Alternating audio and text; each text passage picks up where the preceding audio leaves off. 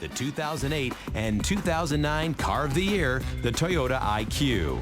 The IQ was designed with respect to the epic-making smart car. Japan is a treasure box of compact cars. Head-to-head battle. We invite you to the world of micro-compact cars. In 1998, the watchmaker Swatch and Mercedes jointly developed and released the Smart FORTWO Coupe. How will the second-generation model compare with the new IQ? The Honda Fit has always been one of Japan's best-selling vehicles, and the DAIHATSU Move is a K-car, a segment unique to the Japanese market. Both cars are clean and reasonably priced consumer-friendly cars. Head-to-head battle. Battle number 1, Tsukuba battle with absolutely no practice laps. さあ国産代表ですね。これは K ですね。黄色ナンバーですけれども、60馬力でパワーは少しライバルに負けてますが、そして背も高い。こういう意味では不利なんですが、ターボパワーでいきましょう。名前は何と言っても RS です。はい、2008、2009のカー・オブ・ザ・イヤーを受賞したこの、IQ です。この車ね、乗ってる位置が後ろのタイヤにすごく近くて、後ろがこうスライドし始めるとすっげえ自分が動いちゃう感じがして面白い。すんげえ楽しい。はい、スマートですね。この車すごくね、見た目すごいちっちゃいですし可愛いんですけど、走りの方はどうなのか。ちょっとね、インテリアとかは僕好き系です。どんな走りをしてくれるのかすごい楽しみです。さあやってまいりました、スモールカーバトル。まあ車重は一番重いんですけどもね、 1.3 リッターなんで、その辺でちょっとブイブイ言わせてみたいと思います。Micro Compact 3-lap Tsukuba battle.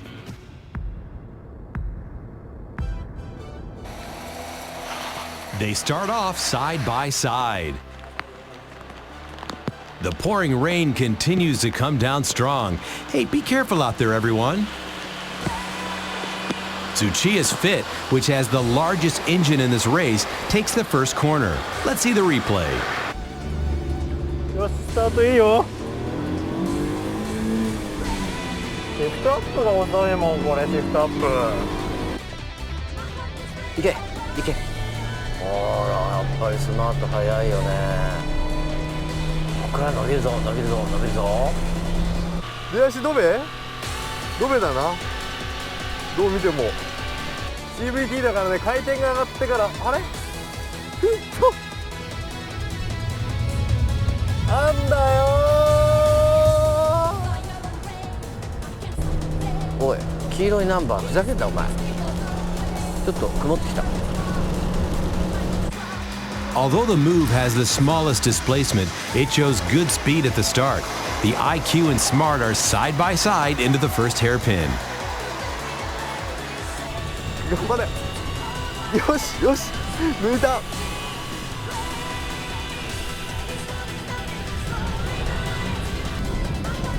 IQ 安定してる。すごいピタッとしてるみたい。おお、怖い。 The numerous puddles on the track cause hydroplaning. Tsuchiya going full throttle as always, using the handbrake to turn. Let's see their acceleration on the back straight. けどムーブに負けちゃいけないよね。さて、後ろの IQ はストレート。顔も一緒か。シフトアップが遅くて置いてかれちゃうな。でもね、意外とこうリアのスタビリティとかあるんですよ。これ制御もうまく入ってる。 Lap 2, Tsuchiya with a good lead running in top position. やりすぎた。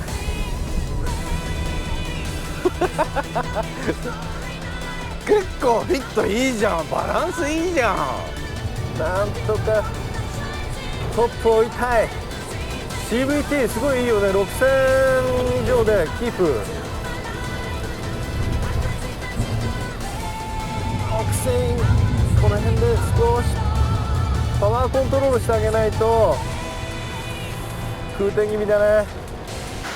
To compensate the engine's lack of power, the CVT keeps the engine running at around 6,000 RPMs. よし、一番のライバルとされる、スマートさんには勝っちゃってますね。よいしょ、曲がれ。おお、いい感じ。今すっげえスムーズにターンインできた。 By the way, Hattori is driving with the VSC off. The smart car is slowly falling behind.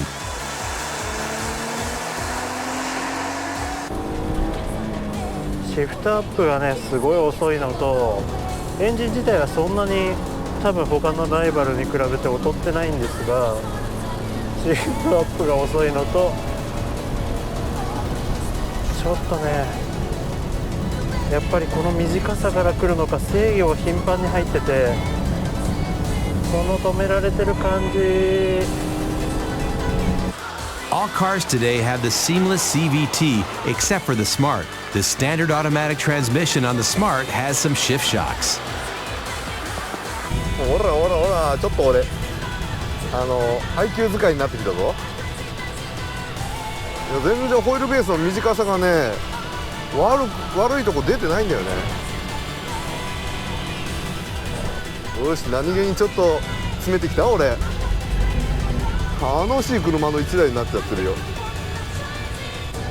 来るねやつさん。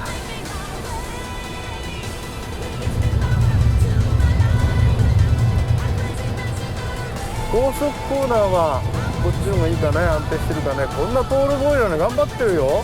そう思いませんか皆さん。 We totally agree. It's incredible to see that these cars can be driven on track.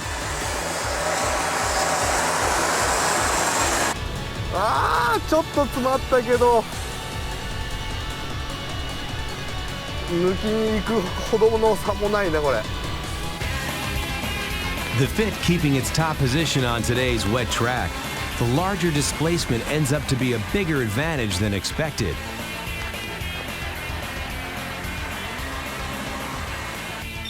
The Fit is actually the cheapest amongst the 4 cars in the battle. Today's result is proof that a lower-priced car can be competitive in terms of performance.